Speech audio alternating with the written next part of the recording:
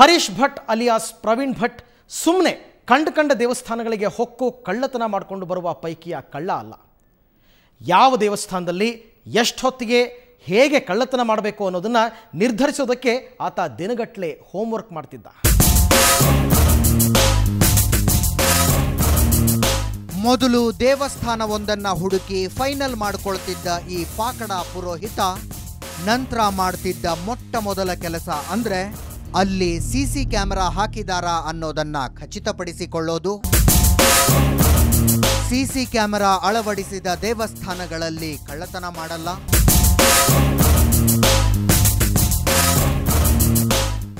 S, ಸಾಮಾನ್ಯ ಭಕ್ತರ ರೀತಿಯಲ್ಲಿ ದೇವಸ್ಥಾನ ಹೊಕ್ಕು ದರ್ಶನ ಮಾಡಿಕೊಳ್ತಿದ್ದ ಈತ ಅಲ್ಲಿ ಸಿಸಿ ಕ್ಯಾಮೆರಾ ಅಳವಡಿಸಲಾಗಿದೆಯಾ ಅನ್ನೋದನ್ನ ಚೆಕ್ ಮಾಡ್ತಿದ್ದ. ಸಿಸಿ ಕ್ಯಾಮೆರಾ ಇದ್ರೆ ಅದು ಈತನ ಟಾರ್ಗೆಟ್ ಲಿಸ್ಟ್ನಿಂದ ಡಿಲೀಟ್, ದೇವರು ಬಚಾವ್. ಒಂದು ವೇಳೆ ಸಿಸಿ ಕ್ಯಾಮೆರಾ ಇಲ್ಲ ಅನ್ನೋದಾದ್ರೆ ಮುಂದಿನ ಕೆಲಸ ಆ ದೇವಸ್ಥಾನದ ಆದಾಯ ಅಂದಾಜು ಮಾಡ್ತಿದ್ದ. ದೇವಸ್ಥಾನಕ್ಕೆ ಎಷ್ಟು ಜನ ಬರ್ತಾರೆ, ಯಾವ ಲೆವೆಲ್ಲಿನ ಜನ ಬರ್ತಾರೆ, ಮಂಗಳಾರತಿಗೆ ಎಷ್ಟು ದುಡ್ಡು ಹಾಕ್ತಾರೆ, ಹುಂಡಿಗೆ ಎಷ್ಟು ದುಡ್ಡು ಹಾಕ್ತಾರೆ, ದೇವರ ಮೂರ್ತಿಯ ಮೈ ಮೇಲೆ ಎಷ್ಟೆಷ್ಟು ಒಡವೆ ಇವೆ ಅನ್ನೋದನ್ನೆಲ್ಲ ಗಮನಿಸ್ತಿದ್ದ. ಈತನ ಪರೀಕ್ಷೆಗಳಲ್ಲಿ ದೇವಸ್ಥಾನ ಪಾಸ್ ಆದ್ರೆ ಕಾರ್ಯಾಚರಣೆಯ ಮುಂದಿನ ಹಂತ. ಪುರೋಹಿತರ ಕೆಲಸ ಖಾಲಿ ಇದೆಯಾ?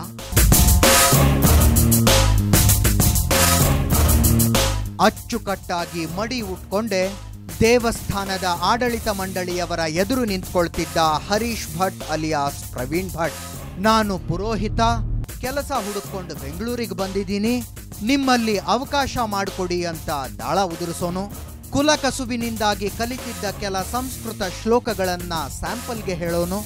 ಅಷ್ಟಕ್ಕೆ ಅವಕಾಶ ಸಿಕ್ಕರೆ ಸರಿ. ನಮ್ಮಲ್ಲಿ ಪುರೋಹಿತರ ಕೆಲಸ ಖಾಲಿ ಇಲ್ಲ ಅಂತ ಆಡಳಿತ ಮಂಡಳಿಯವರೇನಾದ್ರೂ ಹೇಳಿದ್ರು ಅಂತಿಟ್ಕೊಳ್ಳಿ.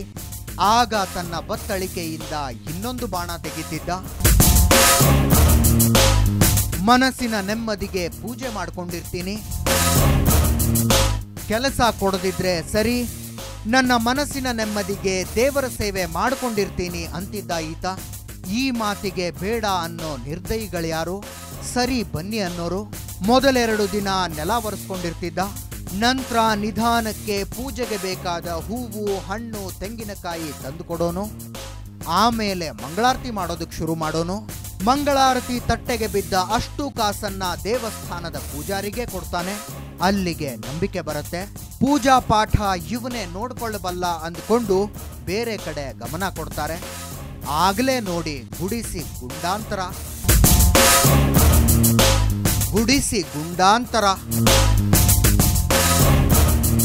ಇಷ್ಟೆಲ್ಲ ಪೇಷನ್ಸ್ ಇದೆ ನೋಡಿ ಇವನಿಗೆ. ಆದ್ರೆ ಎಲ್ಲ ಕಡೆಗೂ ಈತ ಹಿಂಗೆ ಮಾಡ್ತಾನೆ ಅಂದ್ಕೋಬೇಡಿ.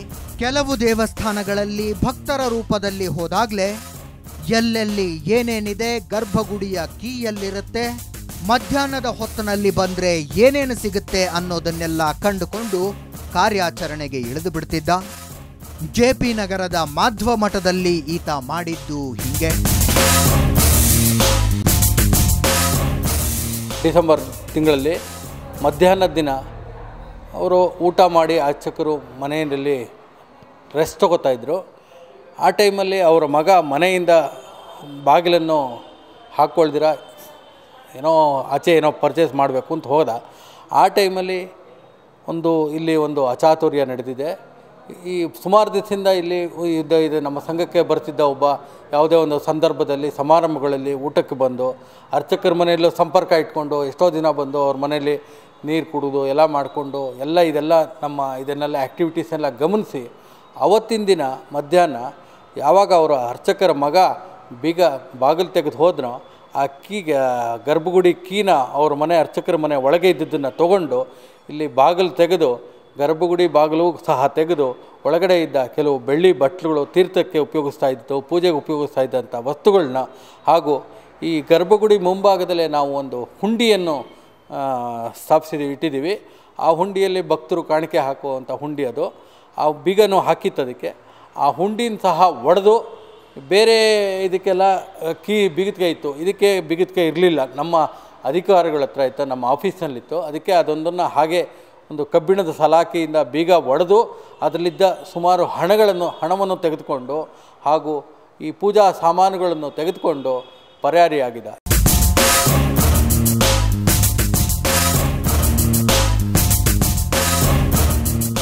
ಹೀಗೆ ಮಠ ಮಧ್ಯಾಹ್ನದ ಹೊತ್ತಿನಲ್ಲಿ ಮಠ ಹೊಕ್ಕು ಗರ್ಭಗುಡಿಯಲ್ಲಿನ ಪೂಜಾ ಸಾಮಗ್ರಿಗಳಿಂದ ಹಿಡಿದು ಹುಂಡಿಯಲ್ಲಿದ್ದ 15,000 ತನಕ ಎಲ್ಲವನ್ನೂ ದೋಚಿಕೊಂಡು ಓಡ್ಹೋಗಿದ್ದ. ಈಗ ಅವೆಲ್ಲ ಕಲಾಸಿಪಾಳ್ಯ ಪೊಲೀಸರಿಗೆ ಸಿಕ್ಕಿಬಿದ್ದಿವೆ.